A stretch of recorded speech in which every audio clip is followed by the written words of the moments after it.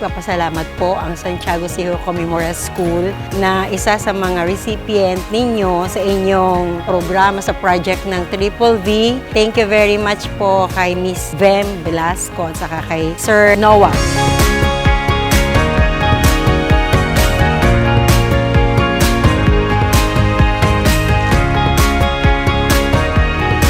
Napakaganda ng programa nito at nagpapasalamat kami kasi dito sa eskwelahan namin nagkaroon ng ganitong activity. Maganda rin kung elemento sa iba't ibang mga schools. Kasi unang-una, bago to. Kasi hindi naman lahat ng bata ay nakakapag-juggling. Nakakatuwa na may experience mismo ng mga bata to na sila mismo na-experience na kung paano gawin ito.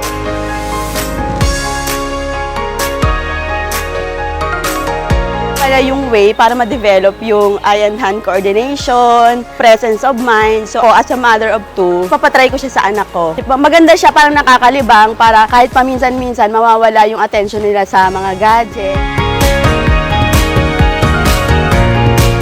Nagustuhan ko naman po is yung laro na po kami, yung dalawang bola na po. Naturuan po kami kung paano po mag-juggling. Masaya, tapos konting kinakabahan lang. Tinuruan po kami ng 2 bola, tapos yun naglaro po kami dyan. Swerte po namin yung school po namin dahil po napili po siya sa buong NCR.